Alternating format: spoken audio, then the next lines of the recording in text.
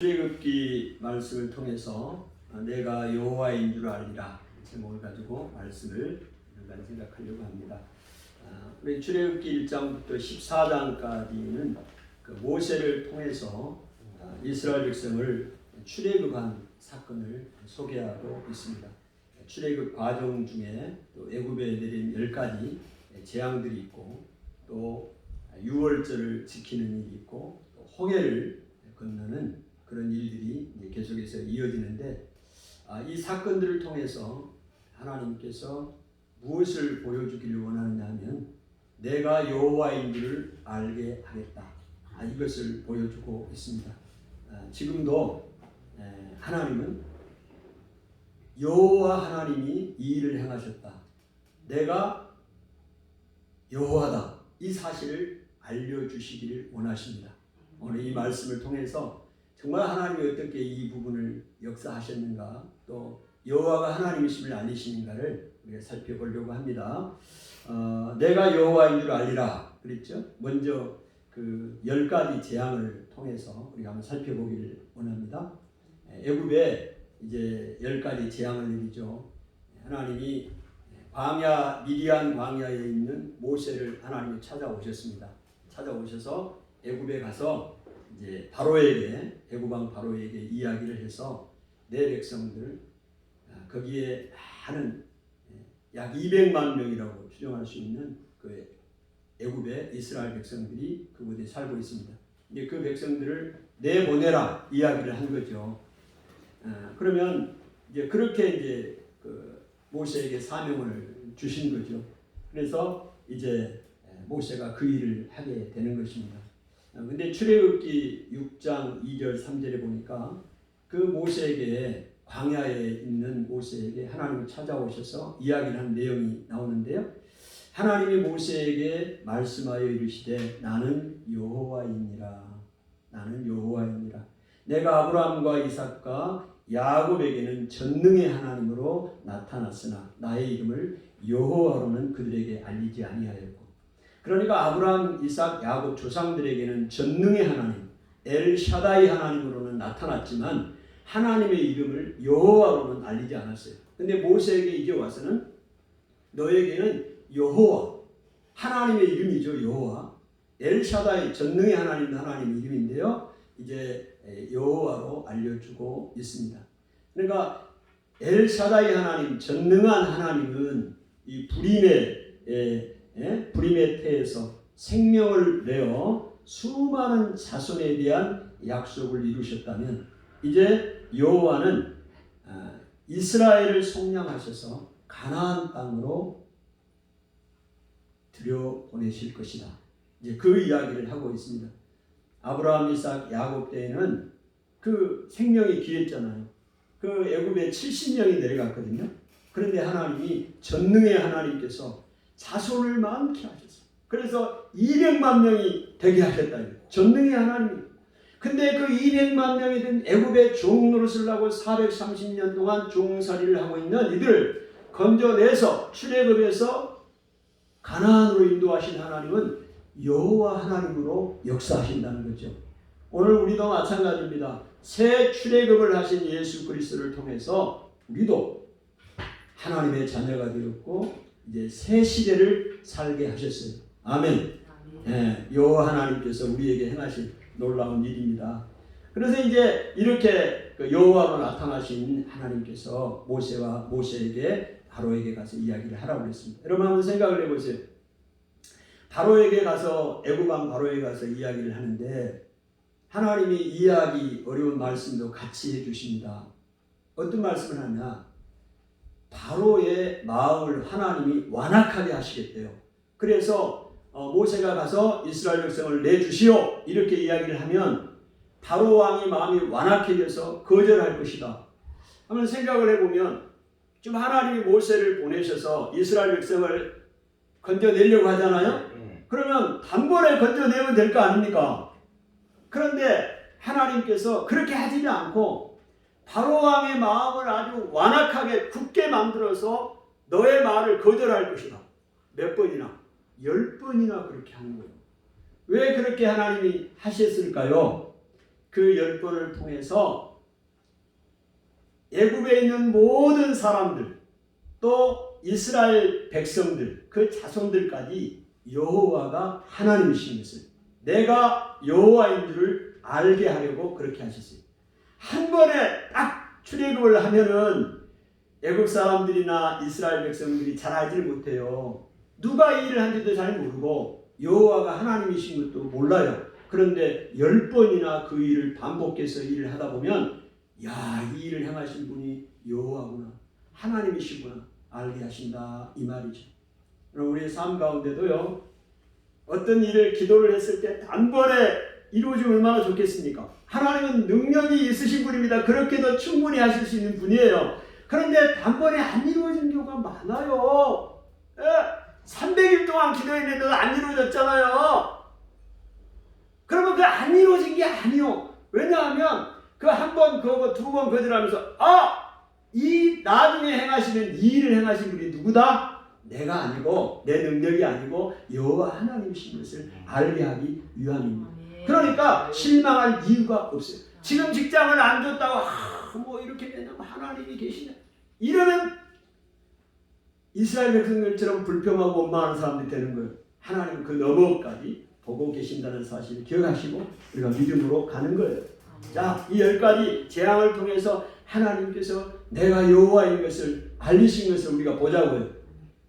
자, 첫 번째 재앙을 애굽에 가서 합니다. 애굽 참고로 그 바로는 애굽의 왕이에요. 그 왕에게 바로 모세와 이제 그 형이 아론이 가서 이야기합니다. 내 백성을 내놓으시오. 하나님이 그렇게 내놓으라 그랬다 하면서 그냥 이야기하고는 안 되잖아요. 그래서 이적을 행하는 거예요.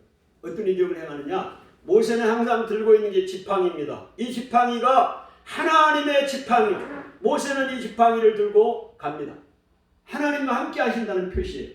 그래서 나일강을 향해서 손을 뻗쳤더니 그 나일강이 피로 변했어요. 나일강이 피로 변했어요. 여러분, 이 10가지 재앙을 통해서 애굽에 그 많은 신들이 있는데 많은 신들이 있어요. 애굽에. 그 신들이 참 신이 아니고 여호와가 하나님이신 걸 알려야 되잖아요. 그래서 그 나일강은 어떤 의미가 있냐면 애굽 사람들은 그 나일강을 통해서 아주 풍성한 이 곡식들, 농사를 지을 수가 있는 거예요. 그거 의지하고 있어요. 신처럼 생각하고 있습니다. 나일강, 그 물을. 그런데 그 물이 피로 변했으니 먹을 물도 없고 얼마나 힘들겠어요. 그들이 섬기는, 그들이 신처럼 생각하는 그 나일강이 신이 아니라 여호와 하나님 앞에서는 아무것도 아니라는 사실을 하나님이 보여주시는 거예요. 여호와가 하나님이신 것을 알려주는 거예요. 근데 그 애굽의 술사들도, 요술사들도 그렇게 행했어요. 야, 대단합니다. 물을 피로 변하게 했어요. 그러니 바로가 마음이 완악해져서 자기 왕궁으로 들어가 버렸어요. 신경 안 쓰고. 그리고 이제 7일이 지났습니다. 7일이 지나서 두 번째 이제 모세가 갑니다. 가서 또 이렇게 보내라고 이제 하면서 재앙을 행하는데요. 이번에는 뭔 재앙을 행하냐? 그 나일강에서 개구리들이 올라와요. 개구리들이 막, 개구리가 한 마리는, 한두 마리는 상관없지만 수백 마리가 개구리가 올라와 집으로 들어오고 식탁으로 올라오고 잠자리로 올라오고 기가 막히고. 그러니까 애굽의 요술사들도 그 일을 행합니다. 그런데 뭘 못하느냐? 개구리를 퇴치하는 걸 못해. 그러니까 이제 바로가 너무 힘들어요. 보내주마. 개구리 빨리 퇴치해라. 언제 퇴치할까요? 내일 약속 날짜를 정했어요. 확실하게 해두는 거죠. 왜? 모세도 여호와가 하셨다는 사실을 알려야 하기 때문에. 그래서 내일 딱 날짜를 잡고 내일 되니까 개구리가 전부 집에 있는 개구리들이 강으로 바깥으로 나가 다 죽었어요. 화장실 들어갈 때 나올 때 마음이 바뀐다고 바로가 개구리들이 들어올 때는 보내주마 해놓고 개구리가 다 나가 죽으니까 마음 딱 바뀌어. 못 보내 이렇게 되는 거예요. 야, 보세요. 바로는 영적으로 사단을 상징하는 거예요. 사단이 어떻게 역사를 하고 있는가를 여러분 잘 캐치를 하시라고. 마음 딱 변해가지고 못 보낸다고. 그럼 하나님이 계속 이렇게 보내는 거예요. 근데 하나님이 바로의 마음을 완악하게 하신 분이 누구라고요? 하나님이 그렇게 하셨다니까. 왜?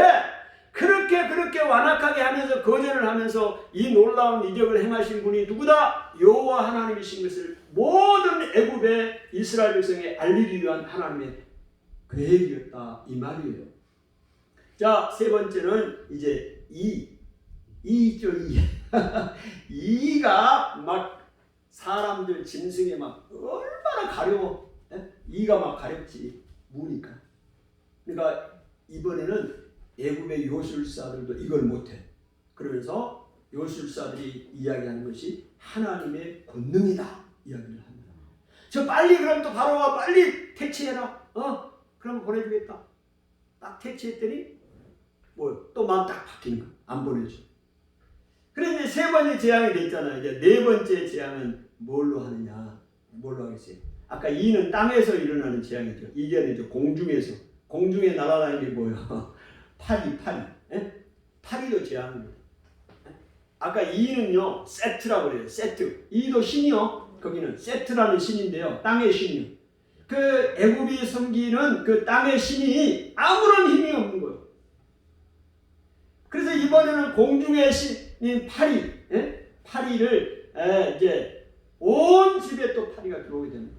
그랬더니 이제 너무 견딜 수가 없는 거예요. 바로가 이번에는 이제 협상을 합니다. 어떻게 협상을 하느냐? 애굽의 이 모세에게 이렇게 협상을 합니다.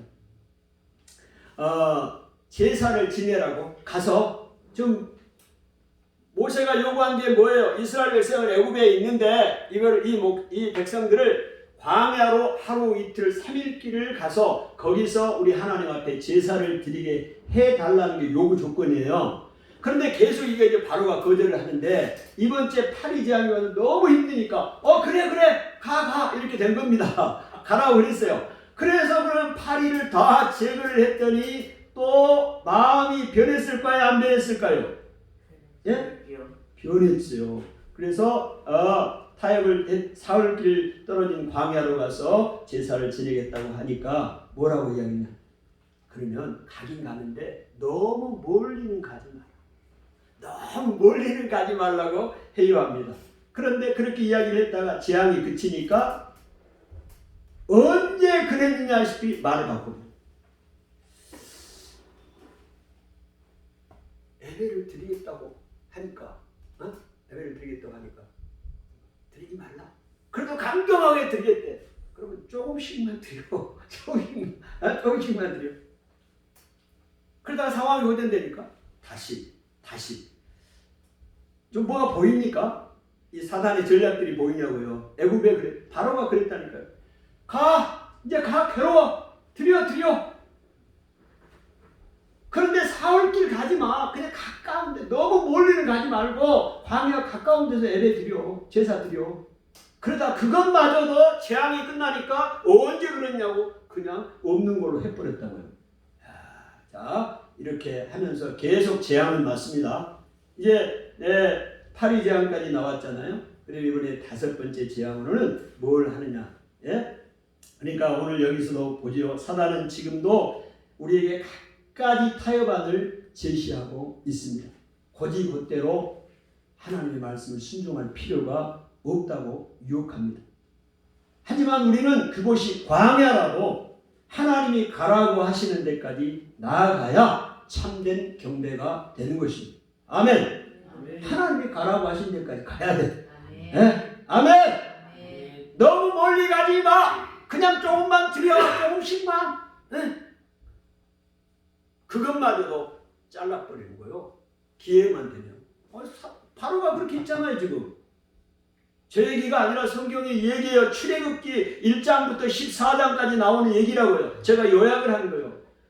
이 일을 통해서도 결국은 여호와가 하나님이심을 알리시려는 하나님의 놀라운 계획이 있다는 거죠. 그 일을 행하시는 것입니다. 이게 다섯 번째 재앙은요. 전염병의 재앙입니다. 사스, 메르스, 코로나19 다 전염병이죠. 전염병. 하나님이 전염병의 재앙을 내렸다니까. 그래서 그 전염병, 악질의 재앙을 내렸어요. 그래서 모든 애굽의 가축들이 죽습니다. 전부 죽었다고 표현하고 있어요. 애굽의 모든 가축들은 다 죽었어요. 근데 이스라엘 가축들은 죽지는 않아. 하나님 구별하셨어요. 그래서 그 다음에 이제 다섯 번째 재앙. 역시 마음이 바뀌지 않아요. 여섯 번째 재앙은 독종 재앙입니다. 악성 종기가 나는 거, 온 몸에 그런 재앙이 일어나게 되는 거죠. 아까 우리 전염병 가축 재앙을 할 때 애굽의 가축이 죽었잖아요. 그건 하나님 어떤 징계의 의미가 있냐면 애굽은 우리 소고기 먹잖아요. 소를 신으로 섬겨요. 애굽은 아피스라고 해가지고 그 가축이 다 죽잖아. 신으로 섬겼던 소가 다 죽었어. 집집마다 다 소가 죽었어. 자기를 섬겼던 신이 죽었단 말이에요. 소가. 뭘 이야기를 하는 거예요?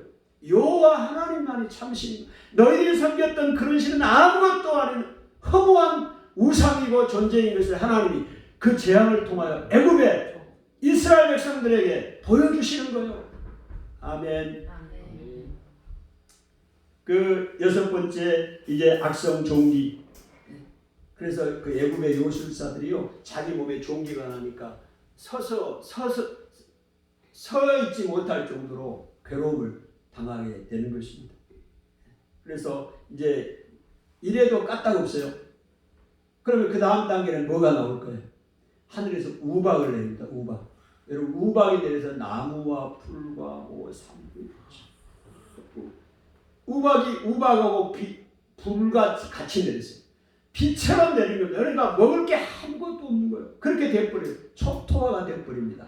그런데 여기서 또 우리 한 가지 좀 생각을 해볼게요. 이 우박을 이제 하나님이 우박을 내리면서 말씀을 경고를 하나 하셨는데 어떤 말씀을 하셨냐면 애굽에 있는 사람들도 전부 그 들판에서 애굽의 가축을 기를 거 아닙니까? 소, 양, 닭 그거를 내가 우박을 내릴 거니까 우박에 들판에 있으면 다 죽는다.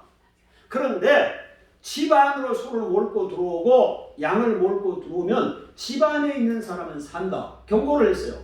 그래서 이 경고의 말을 듣고 애굽 사람들도 집으로 가축을 데려온 사람들은 살았어요.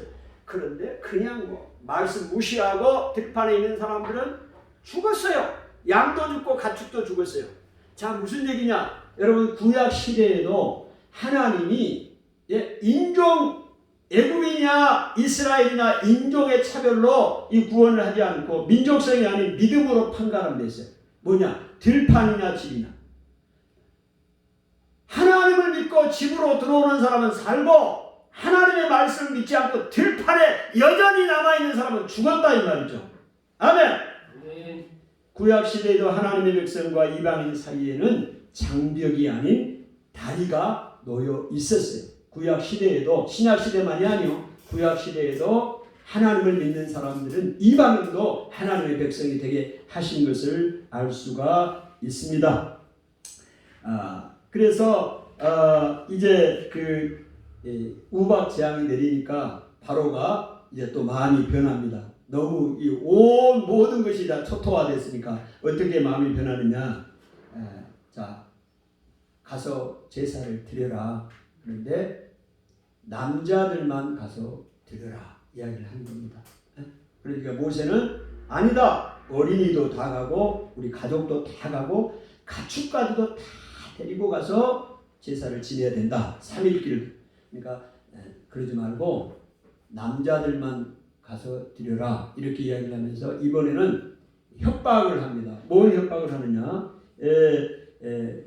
출애굽기 10장 10절에서 11절에 이렇게 이제 이야기를 해요. 그 내용에 자 함께 가겠다고 하니까 모세에게 이렇게 합니다. 그건 예배 여행이 아니라 아닌 여호와가 함께하는 출애굽을 해달라는 것과 같은 거다. 정색을 하면서 안 된다고 이야기합니다. 너희들이 가서 예배 여행을 하기 위해서 가서 3일 동안 예배 드리고 예배하는 것이지 이거는 아이들까지 전부 데리고 가고 가축까지 데리고 간다는 것은 하나님이 함께하는 출애굽이다. 아예 떠나겠다는 얘기다. 못한다. 거절을 합니다. 그렇게 하면서 그렇게 하지 말고 남자들만 가라. 그렇지 않으면 너희들에게 나쁜 일이 있을 것이다. 잘못된 선택이다 하면서 협박을 해요. 이 바로가 사단이 협박합니다. 협박해요. 너 나갔다면 죽어. 죽어. 협박해요. 그 나쁜 선택이야 그거. 그렇게 선택하면 안 돼. 협박까지 한다니까요. 그렇지만 어떻게 해요? 이 사단의 역사는 그 끝까지 그는 하나님과 대등한 관계에서 협상을 하려고 합니다. 여러분 사단이요 하나님과요 대등한 관계에서 협상을 하려고 그래요. 이사야 14장 12절부터 14절까지 보면 교만한 바벨론에 대한 얘기가 나옵니다. 이 교만한 바벨론은 사단을 상징해요. 이 바벨론이 어떻게 자기가 이야기를 했냐면 내가 내 마음에 이르기를 내가 하늘에 올라 하나님의 묵별 위에 내 자리를 놓으리라. 내가 북극 지폐 산 위에 앉으리라. 가장 높은 구름에 올라 지극히 높은 하나님과 같아지리라. 이 바벨론이 그렇게 이야기해요. 하나님과 동등한 자리에 하나님의 묵별 위에 내가 북극 지폐 위에 내가 그 산 위에 앉겠다. 누가? 사단이. 하나님과 동등한 관계를 유지를 하려고 그래요. 지금 바로가 하나님과 동등한 관계, 여호와 하나님과의 동등한 관계에 위치해서 협상을 하려고 합니다. 여러분 하나님의 협상의 대상이 아닙니다. 아멘. 사단은 끊임없이 협상하려고 하나님을 조롱하고 하나님의 말씀을 멸시하고 교회를 멸시해요. 이 사단의 특징이에요. 하나님과 같은 자리에 앉아 있으려고 해요. 그러면 하나님이 끌어내리십니다. 이 바벨론을 어떻게 끌어내리시냐? 이사야서에 보면 하나님이 갈고리 있죠? 거기 확 끊는 갈고리로 그 코를 꿰뚫어서 끌어내린다고 했어요. 이 바벨론을. 아멘? 하나님의 말씀은 1.1도 변함없어요. 하나님은 교만한 자를 사용하지 않아요. 갈고리로 끌어내리십니다. 그 관직에서 끌어내고 주의를 낮추신다고 이야기하고 있어요. 아멘. 그 관직에서 끌어내시고 주의를 낮춰요. 하나님이 교만한 자에게. 이 바로를 그렇게 하는 거예요. 내가 순종하고 싶은 데까지만 순종하는 것은 진짜 순종이 아니에요. 아멘. 내가 순종하고 싶은 데만 순종하고 거기까지 진짜 순종이 아니라고. 하나님 말씀 앞에 전적으로 우리가 순종하고 가요. 이 바로가 지금 마음이 계속해서 말을 계속 바꿔요. 바로가 계속 바꾸잖아요. 가지 마라 그랬다. 남자들만 가라 그랬다. 멀리 가지 마라 그랬다. 그것도 바꿔버리고 이것도 바꿔버리고 이랬다 바꿔버리고 저랬다 뭐 안 하겠다 해놓고 또 해버리고 난리가 아니고 누구를 보는 것 같잖아요. 네? 여러분 아홉째 이 우박 메뚜기 재앙이 이 나오니까 이제 이렇게까지 하고 난 다음에 뭐라고 이제 9번째 재앙이 나옵니다. 9번째 재앙은요 흑암 재앙입니다. 캄캄한 흑암을 보냅니다. 여러분 이게 흑암 재앙 애굽에는 캄캄한 흑암이 있고 이스라엘은 빛이 있어요. 하나님이 이렇게 하면서 하나님 여호와가 하나님이심을 나타내는데요. 이 흑암 재앙은 어떤 의미가 있냐면요.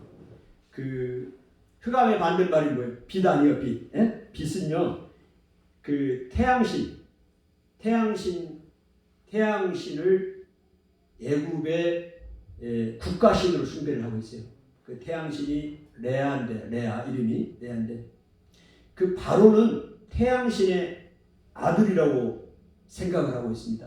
태양신의 아들이자 애굽의 빛을 선사하는 자로 간주하던 그 바로에 대한 공격입니다. 하나님이 공격을 하는 거예요. 그래서 그 어둠의 재앙을 통해서 뭐를 보여주십니까? 하나님이 이스라엘 백성이 거주하는 지역에만 빛을 비추셔서 생명을 살리고 또 소멸할 주권이 창조주 여호와께만 있음을 명백히 하여 주십니다. 아멘.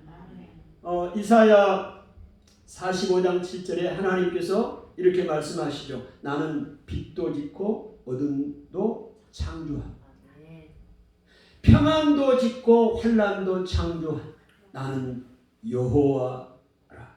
이 모든 일을 행하는 자라 하였느니라. 하나님은 빛도 짓고 어둠도 창조하고 평안도 짓고 환난도 창조. 생명을 주관하는 빛도 짓고 어둠, 이 생명을 소멸하는 이 어둠도 만드신 분이 누구다? 여호와다. 내가 여호와다. 이 9번째 재앙을 통하여 애굽에 알리시는 거예요. 이스라엘 백성들에게 애굽에만 아니에요. 이스라엘 백성들과 그 자손들에게 그들의 귀에 여호와가 하나님이신 것을, 내가 이 일을 해냈음을 보여주시는 거예요. 지금도 하나님은 보여주시고 계십니다. 왜 우리 기도를 안 들어주실까? 지금 날마다 기도하고 있는데 왜 이게 안 될까? 단번에 들어줬으면 아마 여호와가 하나님이시고 하나님이 행하셨던 일을 우리가 간과하고 넘어갈지 모르겠어요. 하나님은 그거 아셔요. 그래서 기도하게 하시고 내 마음에 각인시키고 내 주변의 사람 보게 하고 내 주변의 사람들도 알게 할 거 아니요. 아멘? 단번에 들어줘 버리면 몰라. 여러분 기도에 단번에 들어주면 모른다고. 병 고쳐달라고 하면 단번에 고쳐주면 할렐루야 하고 잊어먹고 살아. 고생을 많이 해. 고생을 하고 안 고쳐줘. 다 알아. 친척들도 알고 이웃도 알고 다 알아. 내 아픈 거 알아. 근데 어느 날 하나님이 고쳐주셨네. 할렐루야. 내 아들도 알고 내 딸도 알고 부모님도 알고 형제들도 알고 이웃도 다 알아. 누가 고쳐줬다는 거를? 의사가 하나님이 고쳐줬다. 지금도 동일하게 내가 여호와이신 것을 알게 하십니다. 우리 가정뿐만이 아니라 대한민국도 마찬가지. 여러분 그런 관점에서 보셔요. 그런 관점에서 보시고 기도하시라. 성경이 그렇게 관점을 제시하잖아요. 겁낼 게 없습니다. 9번째 재앙, 흑암의 재앙이 오니까 바로가 또 어떻게 이야기하는가를 보세요. 이야기합니다. 자, 가서 제사 드려, 제사 드려, 제사 드려. 그런데 이번에는 어린아이들 데리고 와, 다 데리고 와. 근데 가축만은 남겨놓고 가라. 아니 보낼 것 같으면 그냥 다 보내지. 왜 또 가축은 남겨? 여러분 머리를 생각해. 왜 바로가 가축을 남겨두고 가라고 그랬을까? 지금 바로의 생각은 뭐야? 이 백성 200만 명이 나가버리면 노동력이 값싼 노동력이 노예로 다 일 부려먹었던 이 사람들이 다 나가버리면 어떻게 되겠어요? 그러니까 나가는 원치를 않아. 그래서 3일길 가서 제사를 드려 다시 돌아오기를 원하는 거예요. 근데 가축까지 다 가지고 나가버리면 이 사람들이 들어올 가능성이 없어. 왜? 이 가축 가지고 가서 그 광야로 갈 텐데 광야에서 유목생활을 할 거 아닙니까? 거기서 짐승 기르고 살면서 이제 안 들어올 가능성이 많아. 그래서 가축은 놔둬라. 또 하나 이유가 있어요. 그 전염병이 오면서 애굽에 있는 모든 가축은 다 죽었어요. 죽었어요. 없어 가축이. 애굽은 이스라엘은 있지만 애굽은 없다고요. 그러니까 여기 남겨둔 거 있으면 놔두고 왔으면 어떻게 다 뺏으면 탈취해야 돼요. 아주 머리가 비상합니다. 사단은 머리가 비상해요. 거짓말의 능수의 아버지예요. 속으면 안 돼요. 그냥 넘어가면 안 돼. 순진하게 넘어가면 안 돼요. 따져보고 해야 돼. 순진하게 넘어가가지고 얼마나 고생을 하고 있어요. 여러분, 근데 이렇게 가축 남겨놓고 가라고 제안했을 때 모세가 안 된다고 이야기를 합니다. 왜 안 된다고 하냐? 근본적인 이유가 있습니다. 왜냐하면 광야에 가서 뭐하러 가는 거예요? 근본적으로 뭐하러 가는 거예요? 여행 놀러 가는 거예요? 광야에? 아니에요. 하나님 앞에 제사 드리게 가는 거예요. 제사 드리면 뭘로 지내야 돼? 빈손으로? 아니요. 양이나 송아지를 잡아서 짐승을 잡아서 하나님 앞에 제사를 지내야 되는 거예요. 애초부터 출애굽의 목적이 예배이므로 제사에 쓰일 가축이 반드시 동행해야 하기 때문입니다. 여러분 우리의 수많은 이해관계 속에서 내 삶의 단순한 본질을 상기해낼 수 있어야 돼요. 여러분의 많은 일들 이해관계 속에서 단순한 동기를 생각해야 돼요. 오늘 우리는 하나님의 영광을 위해서 우리가 사는 것이고요. 우리가 예배를 통해서 하나님의 영광을 올려드리는 것입니다. 여러분이 돈을 버는 거, 건강하게 사는 거 이거 다 하나님 앞에 영광을 올려드리기 위한 것입니다. 예배를 드리기 위함이라는 것. 우리 삶의 예배를 우리의 목적이 분명해야 합니다. 10번째 재앙으로 이제 그 애굽의 모든 장자는 맏아들이죠. 큰아들. 그 다음에 가축의 처음 난 새끼 다 죽습니다. 이게 이제 그러면서 이제 보내게 되는데요. 이 일을 통해서 이제 그 여호와 하나님이심을 알려 주십니다. 에스겔서에 보면은 내가 여호와인 줄 알리라 이 말을요 에스겔서에 무려 58번이나 언급을 했어요.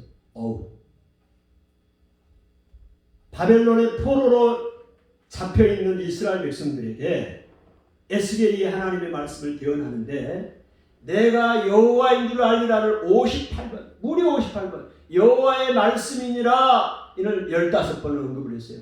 제가 이 출애굽기 1장 24절까지 내가 여호와인 줄 알리라는 그 말씀 거기에 언급되니 약 10번 정도 나와요. 10번 정도. 계속 이런 이 재앙들을 행하시고 일을 행하시면서 하나님이 주장하고 강조하고 싶은 것은 너희 자손이 애굽이 내가 누군 줄 여호와인 줄 알게 하려 함이라 강조를 하고 있습니다. 강조. 여러분 이 사건을 보면서도 오늘 내게 일어나는 일을 보면서도 여호와가 하나님이신지를 알지 못하는 사람처럼 미련한 사람이 없는 거예요. 눈이 가려져 있는 거지. 봐도 보지를 못해. 이사야서에 보면 너의 선견자들에게 하나님의 말씀이 봉한 책과 같다. 책이 있는데 봉해졌어요. 봉투에 딱 봉해졌어요. 못 봐. 눈이 있어도 이게 책이 봉해지는 뭔 책인지 무슨 내용인지 알 수가 없어요. 하나님이 열어주십니다. 나중에 열어주세요. 선견자들에게 열어주셔요. 이사야서에 보면 여러분의 눈이 봉한 책과 같이 닫혀져 있으면 하나님의 말씀을 보고도 여호와가 하나님이신 것을 알지 못하고 살아가는 것이죠.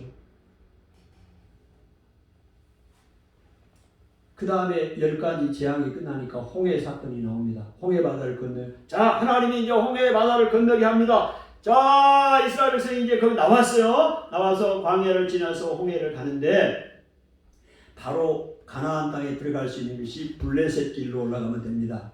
홍해 바다를 안 건너도 돼요. 근데 하나님이 블레셋 길로 인도하지 않아요. 왜? 이스라엘 백성이 전쟁하다가 돌이킬까봐 다시 애굽으로 돌아가야 마음먹을까봐 홍해 길로 인도합니다. 홍해 광야 길로 인도하시는데 애굽의 군대가 바로가 마음이 변해가 또 쫓아옵니다. 또 쫓아와요. 이 일을 당하고도 또 쫓아와. 얼마나 끈질긴가요? 사단은 한 번 끝나는 게 아니에요. 한 번 공격했다고 끝나는 게 아니에요. 여러분 계속 공격해. 계속 공격해요. 그걸 알고 우리가 대비를 해야 돼. 또 쫓아옵니다. 와, 이스라엘 백성이 코너에 몰렸구나. 앞에는 홍해 딱 샌드위치로 묶여있는. 근데 하나님이 어떻게 하시느냐? 홍해 길로 인도하셨던 하나님이 다시 이스라엘 백성을 돌이키는 편이에요. 돌이켜서 애굽을 향하게. 그러면서 쫓아오니까 어떻게? 모세를 통해서 홍해 바다를 가르게 하잖아요. 홍해 바다를 가르게 해서 이스라엘 백성은 육지로 무땅으로 건너. 그 애굽의 군대가 뒤쫓아서 홍해 바다가 갈라져 있는데 그걸 들어와 가운데 그걸 물이 합쳐져 다 죽게 되잖아요. 자, 그러면요 오늘 여기 홍해 사건을 통해서 하나님이 여호와가 하나님이심을 알려주기 위한 사건입니다. 이 홍해 사건도. 예. 바로는 자기가 지금 모든 것을 이스라엘 백성의 생사 여탈권을 가지고 있는 것처럼 생각을 하지만 바로는 하나님의 시나리오 속에서 마지막 전장으로 끌려나옵니다.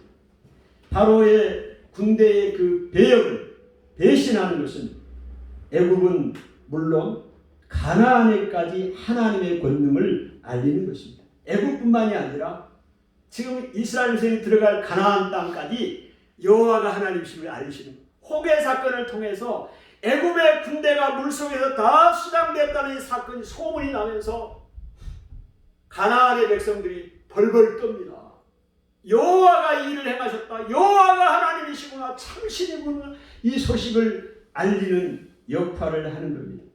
하나님의 말씀은 말씀만 따라온 삶의 결과가 내 기대와 다를지라도 성급하게 불편하지 맙시다. 여러분 하나님 말씀만 따르고 왔습니까? 그런데도 이렇게 내가 원하는 결과가 안 나왔습니까? 오늘 우리 성급하게 불평하지 맙시다. 주님은 그 너머까지 보고 계시니까요. 할렐루야. 말씀 들고 복음전화 여기까지 왔는데 교회는 이렇고 저렇고 불평하지 말자고요. 아멘. 아멘. 하나님 그 너머까지 보고 계신 하나님이시오. 그리고 마지막으로 유월절을 통해서 유월절을 지키게 합니다.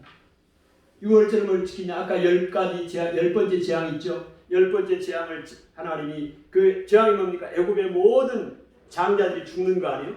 첫 짐승이 죽는 게 유월 재앙이. 그럴 때 이스라엘 백성에게는 어떻게 하나님이 행했느냐? 유월절을 지키라고 그랬습니다. 자, 1월 10날입니다.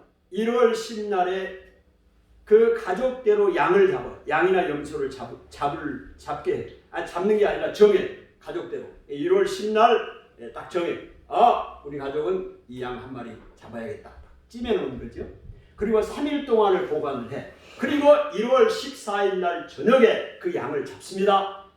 근데 1월 14일 날 저녁에 애굽의 그 큰아들 장자가 죽는 날이요. 그래서 잡아서 양의 피를 자기 이스라엘 백성들의 문지방에 다 바르고 이스라엘 백성들은 집에 안에 있고 바깥으로 나오지 않습니다. 그럴 때 죽음의 사자가 쫙 지나가면서 아까 말씀드렸죠. 피를 보면 넘어가. 다른 집으로 넘어가. 다 이스라엘 백성들에게는 피가 바르게 한 사람도 장자가 죽지 않아요. 애굽 사람 다 죽습니다. 자, 그러면서 그날 어떻게 그날이 유월절입니다. 피를 넘어간다. 죽음이 넘어간다. 유월절이에요. 그런데 유월절 날 그 피만 바른 게 아니에요. 뭘 하느냐? 빵을 먹는데 누룩을 넣지 않는 빵을 먹어요. 무교병이라고 해요. 무교병. 누룩이 없을 무자. 무교병 그 빵을 먹어요. 그리고 양을 잡았잖아요. 양을 먹어야 돼. 근데 양을 먹는데 큰 그릇에다가 삶아서 먹으면 안 돼요. 오늘 이제 삶아서 먹으면 안 되고 불에 구워 먹어야 돼. 그리고 칼질 해가지고 여기 저기 내장 끄집어내고 다리 자르고 머리 자르고 그러면 안 돼요. 그냥 통째로 구워가지고 뼈 꺾지 말고 먹게. 이게 쓴 나물을 먹어야 되고 이게 하나님이 정해준 거예요. 그리고 그날 저녁에 이걸 다 먹습니다. 근데 남았어. 그러면 그 다음날 아침에 불살을 해야 돼. 자, 그 다음날 아침에는 15일날 아침에 뭐 해야 되냐? 급하게 이제 애굽에서 떠나는 거예요. 근데 떠날 때 그러면서 먹을 때 허리띠를 딱 졸라매고 신발을 딱 신고 먹는, 이 자세가 편하게 먹는 자세가 아니죠. 신발 신고 먹고 허리띠 졸라매고 뭐 먹다가 이제 가라는 얘기잖아요. 그렇게 하나님이 먹으라고 그랬어요. 그래서 그 다음날 아침에 되니까 그 누룩이 발효되지 않는 누룩들 반죽해놓은 거 있잖아요. 이게 옷에 딱 돌돌로 말아가지고 급하게 어깨에 메고 출애굽을 했어요. 그런데 이게 6월절이고 하나님이 자자손손 대대손손 이 6월절을 계속 지키라고 했다고요. 하나님이.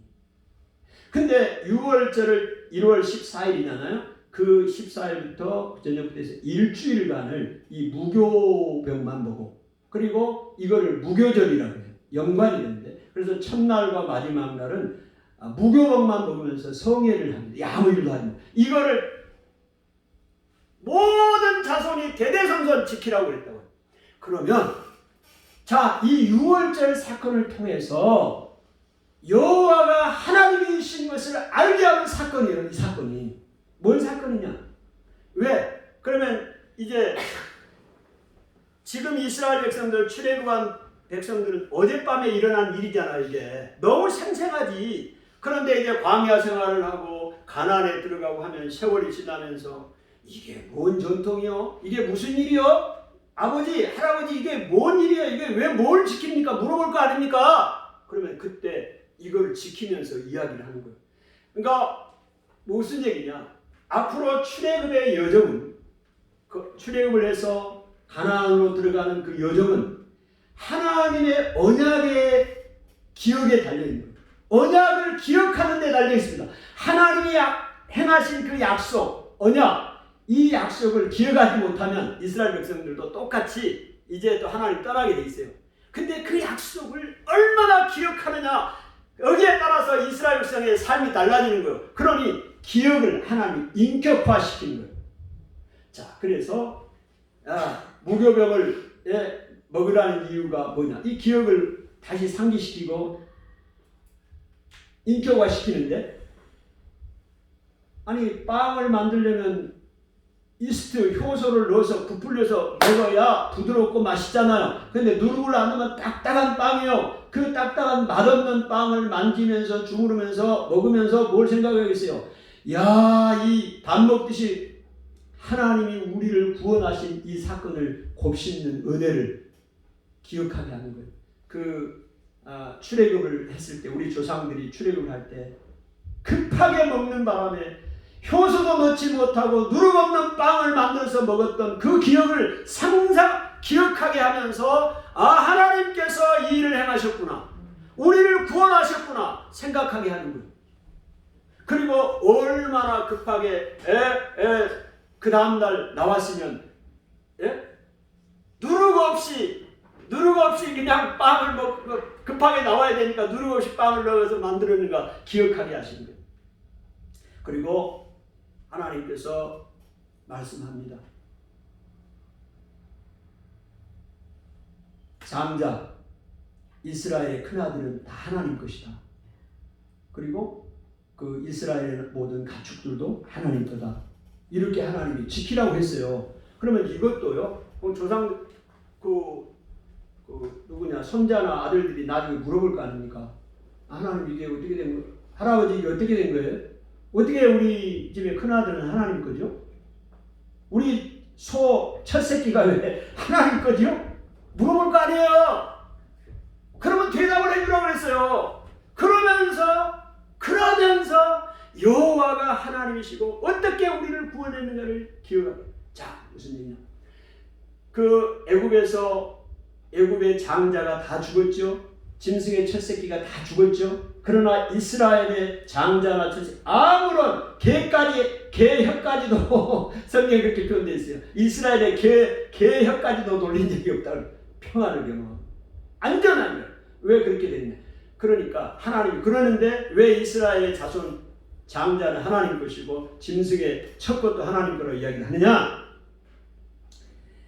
여러분, 짐승의 첫 것은 대신에 나귀는 중요한 이동수단이잖아요. 광야 이동수단이에요. 그래서 나귀의 첫 것은 하나님 앞에 하나님이 안 받는데 대신에 어린 양으로 대체를 하라고 했어요. 야, 하나님 대단하셔. 나귀가 뭐라고? 우리 차 같은 거예요. 교통수단이요. 근데 그 광야 생활을 하는데 그 나귀 다 받쳐버리면 뭘로 이동하냐고. 그러니까 하나님이 나귀의 첫 새끼만은 안 받고 대신에 어린 양으로 대체합니다. 그 다음에 사람의 첫 아들 다 하나님 거라는데, 그러면 죽여서 제사 지내야 되니까 하나님은 인신 제사를 원치 않아요. 사람을 죽여서 제사하고 이런 걸 원치 않아요. 그래서 대신에 이스라엘의 각 가정마다 첫 아들이 있을 거 아닙니까? 그 첫 아들이 다 하나님 앞에 들어가는 대신에 하나님이 대안을 제시했어요. 뭐냐? 레인들을 하나님 것으로 구별해요. 레인 그 지파, 레이 족속을 하나님의 지파로 하나님의 것으로 딱 해서 하나님의 일을 전적으로 할 수 있는 걸로 대체를 시켰어요. 그렇게 하셨단다 이야기를 해줄 거 아니에요? 그 자손들에게.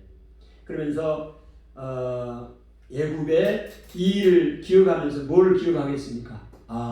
하나님께서 애굽의 장자들을 죽였고 그 첫 짐승을 다 죽였지만 오늘 이스라엘 백성들은 개 한 마리까지도 상하지 않도록 하나님이 지키시고 보호하셨다.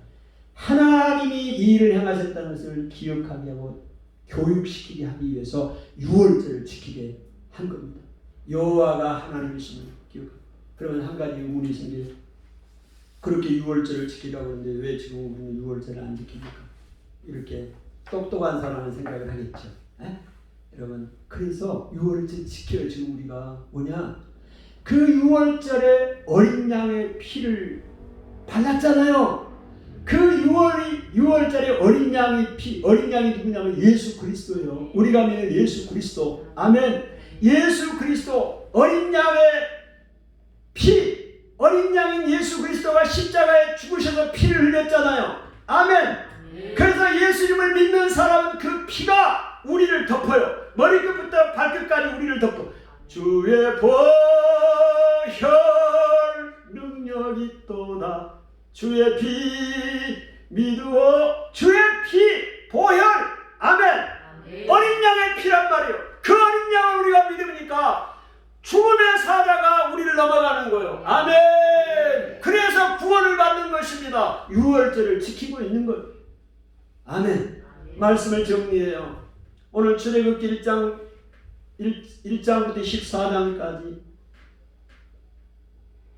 애굽에 430년 동안 종살이를 하고 있는 이스라엘 백성들을 하나님이 모세를 보내서 출애굽하게 하십니다. 그 출애굽하는 과정을 통해서 하나님이 의도하신 바는 여호와가 하나님이심을 알리는 거예요. 애굽뿐만이 아니라 전 세계 가나안뿐만이 아니라 이스라엘 백성들 그 후손들까지도 역시 그들의 귀에 들려 알게 하십니다. 오늘 우리의 삶 가운데도 여호와가 하나님이심을 지금도 알리고 계시는 거예요. 우리의 주변의 사건들을 통해서. 아멘. 여러분의 눈을 떠서 여호와가 하나님이신 것을 밝히 보시기를 바라고 그 하나님만 순종하고 믿음으로 사시기를 축복합니다. 하나님 아버지 은혜를 감사합니다. 여호와가 하나님이신 것을 우리는 믿습니다. 10번의 재앙을 통해서 또 홍해 사건을 통해서 유월절 사건을 통해서 내가 여호와인 줄을 알게 하리라. 알게 하신 하나님 오늘 우리